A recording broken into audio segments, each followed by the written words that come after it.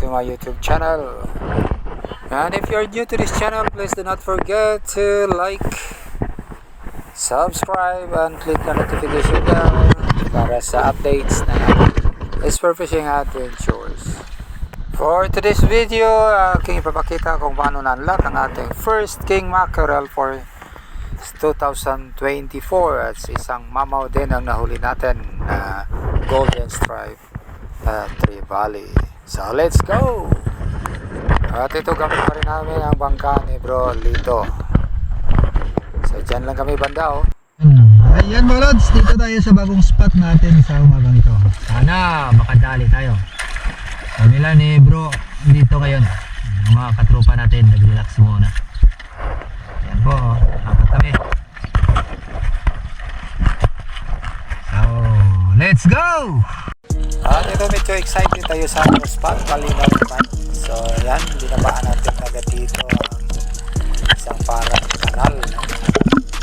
Yan, may wall dito. Hindi naman malalim ang area ito. So mayroon na tayong nakita mga magagandang isda. Sa drop na to, target natin ang grupo ng mga surgeon fish. Hindi naman kalakihan pero pwede na to. So ito, baka sakali tayo na makakita ng mas malaki sa grupo. Di naman sila mailap, so halatang di pa sila masyadong nabulabog. So ito, pumipili na tayo sa ating titirahin.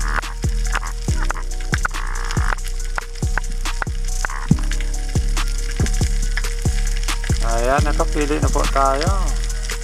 At naghihintay na lang tayo ng magandang angle. At yan po ang ating pinili. Sige na shot at maganda naman ang patama. Napaka-secure sana ang patama natin dyan. Biglang tumiklop yung carbon sima. Kaya na, iangat natin ang ating shot. Ito ay nakawala. At sa aking pagkabante dito, may nakita tayong isang king mac. At excited tayo. Sinundan natin pabuka. At tiniray yan. Sampol.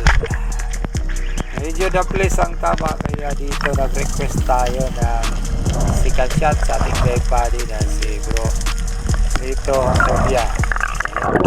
Galing siyang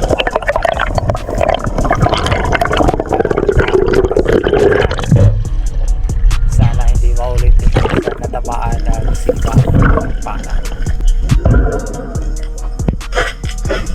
Okay, so yan po, secure na ang ating isda sa second shot ni Bro Lito. Thank you so much sa iyo, bro.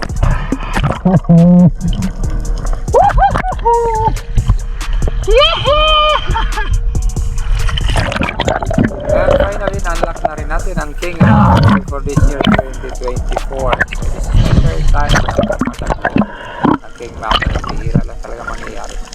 Unlike last year, yan,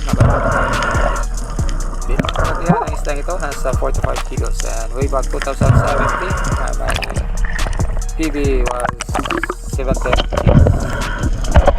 At dito may tinira siguro dito ang Antobia na isang silver runner, pero hindi natin kinunan ang actual na pagtira nito para hindi mabulabog yung isda. So ito, pangat na siya, saka natin kinunan ang video. Good size na rin ito, madami pa ito sa baba, kaya lang medyo malakas ang agos dito. Kaya pagkatapos nito, nagpaano na lang kami at pumunta sa bangka. We decided to make some break.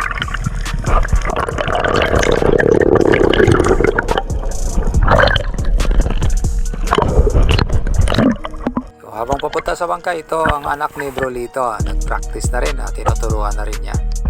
Maganda sana ang spot na to. May settings tayo sa mga Maori snappers, buffalo emperor, sweet lips, jobfish, at marami pang iba. Kaya lang medyo malalim ang spot na to at maagos. So yan, medyo nahihirapan kami na makatayong sa mga galaw ng isda. At ito po isang bahagi ng spot na kung saan napakaganda pa rin ang mga coral formations na marami pa rin mga maliliit na isda na nasa paligid.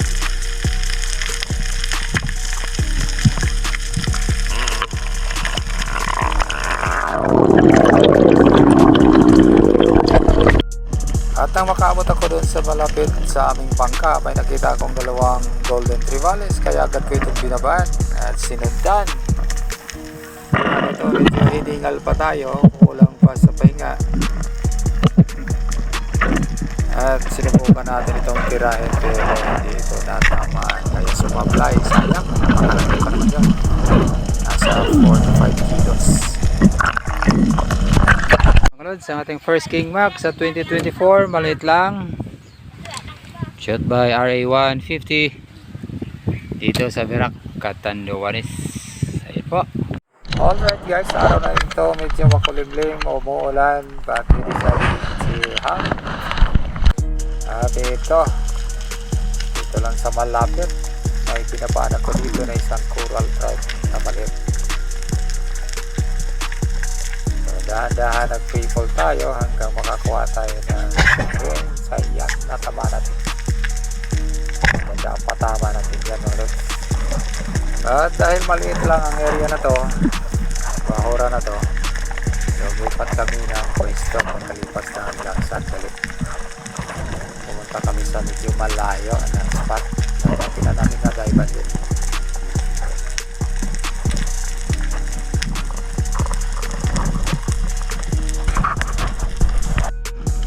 At ito sa drop na to, may nakita tayong isang good size na rin, low spine unicorn, kaya sinundan natin ito. Drive bombing tayo mga lods. Medyo malikot at tinira natin dito, kaya lang hindi natamaan. Diba ang natamaan mga lods? So ito yung tinatawag natin na literal na stone shot. Bato ang tinamaan ay yan. Baon ang shot natin, hirap tayo na kunin yan. Pero nakuha din.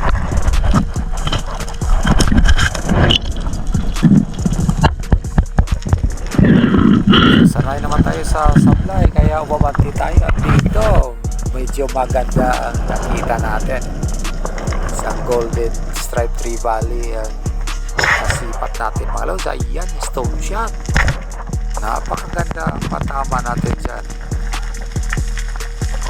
Wala talaga, hindi ito nakakibo,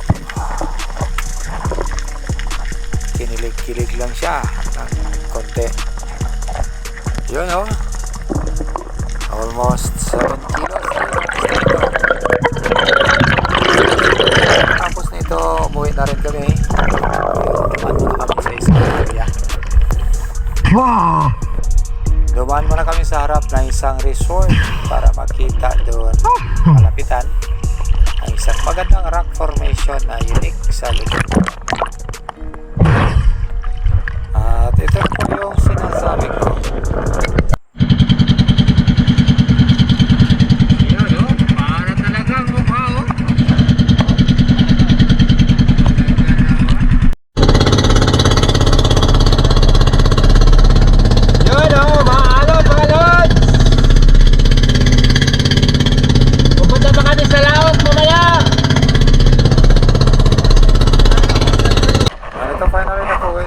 Kahit na malalaki ang mga alon na nadaanan namin, so ligtas naman kami na nakadaog dito.